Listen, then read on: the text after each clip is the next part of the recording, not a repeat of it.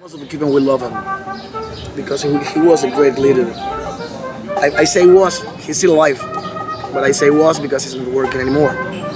But still behind the scenes, I think he's still doing some stuff that we need because we got a lot of things in Cuba that we achieved thanks to him.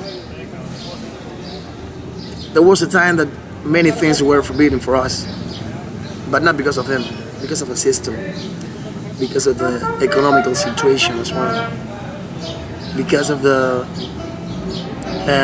Cold War between Cuba, USA, even Soviet Union, and the communist country from East Europe. And perhaps that's the reason why many Cubans were not agree with the system, with the politics. But most of the Cubans love Fidel Castro because he represents kind of lucky star for us. Thanks to Fidel, we Cubans, we got dignity. We do. Thanks Fidel. Cuba is known all around the world. No one in the world can say that they don't know about Cuba. Everywhere I have been, and I can tell you because I have been in more than 16 countries. And everywhere they speak about Cuba. Even on the news, on TV. Cuba, Fidel Castro. And he put our name in the top of the world. It's not to show off, it's just the way he did it. Also because he made a revolution that we need to have. You were talking last night about the Cuban pride and maintaining what's Cuba as the Americans start to come and more tourists start to come. Yeah, that's what. That really touched me because I think that's something so important for people to hear is Cuba is meant to be Cuba. And if Americans come here or other tourists, other countries to try to take over. Or to take too much, tell me about. No, this is just my point of view. It's not a point of view of every group. Yeah. It's just my point of view that we had experiences, and I suffered a couple of them in Europe about some Americans. Not all of you, and I'm pretty sure of that because I got a beautiful girl in front of me. And she's lovely, sweetie, incredible.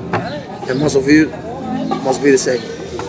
But I suffer every time the United States made an invasion to any country. Yeah. Making war in any country. Getting involved in the internal affairs of other countries. That's not good for anyone. And that's what I meant yesterday when I said that if American comes, they are welcome.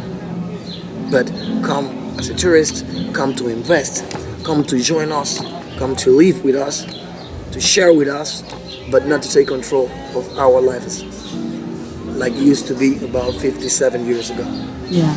Because I can tell you something that I learned from my granddaddy. There was a time that Cuba used to be called the beach of America.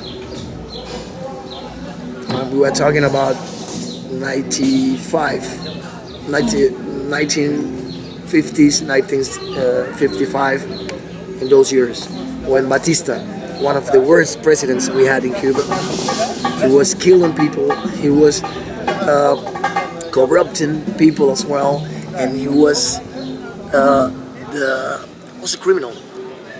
And that one was the one Fidel took over, Batista.